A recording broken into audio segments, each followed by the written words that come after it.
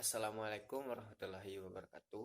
Perkenalkan, nama saya Hermanega, NIM 18086138. Tujuan dari pembuatan video ini adalah memenuhi tugas mata kuliah didaktik dan metodik pembelajaran PJOK yang dibimbing oleh Bapak Drs. Deswandi MKes dan Bapak Muhammad Arnando SPD MPD. Yang video kali ini yaitu tentang materi tentang media dalam belajar, yaitu pertemuan yang ke-13. Media dalam belajar adalah suatu media yang digunakan untuk membantu merangsang pikiran, perasaan, kemampuan, dan perhatian siswa dalam proses belajar dan mengajar. Maksud media belajar di sini adalah suatu bahan-bahan atau alat-alat atau segala sesuatu sumber daya yang diperlukan dalam proses belajar mengajar yang belajar mengajar yang diberikan oleh guru terhadap murid.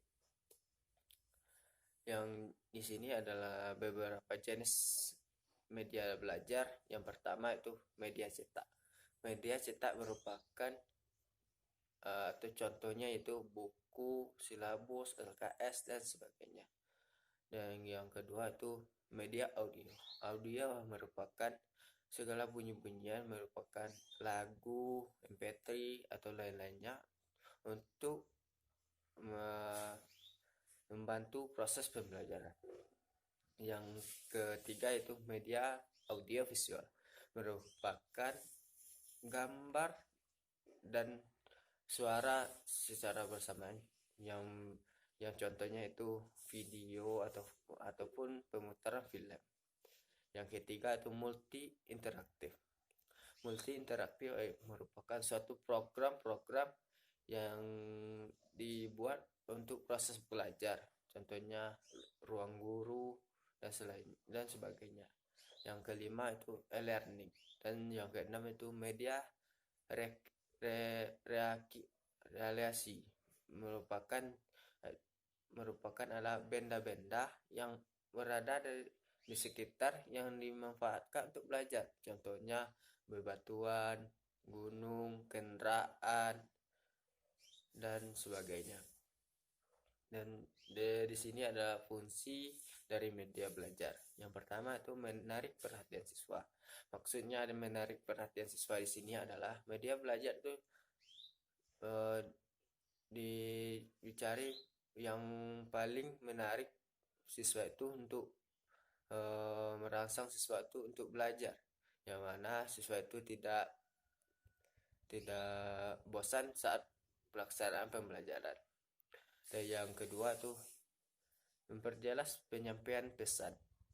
Maksudnya memperjelas penyampaian pesan di sini adalah itu media membandingkan pengertian satu dan pengertian yang lain yang memiliki tujuan yang sama, memiliki aspek tujuan yang sama dalam materi pembelajaran. Dan yang ketiga itu mengatasi keterbatasan ruang, waktu, dan biaya. Itu maksudnya di sini itu menjelaskan hal-hal yang tidak mungkin siswa terjun langsung untuk melakukan observasi. Contohnya di sini siswa itu tidak dapat terjun langsung.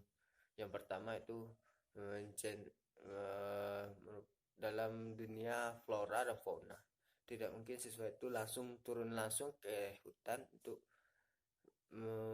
mencari flora dan fauna tersebut. Contohnya fauna yang makan daging, kan tidak mungkin siswa itu langsung observasi ke singa-singa tersebut atau macam-macam. Dan selanjutnya itu tidak dalam tata surya, dan tidak mungkin siswa itu langsung pergi keluar angkasa untuk melakukan observasi. Dan yang ketiga itu fungsi yang keempat, menghindari kesalahan tafsir. Dan yang kelima, mengakomodasi perbedaan tipe belajar siswa.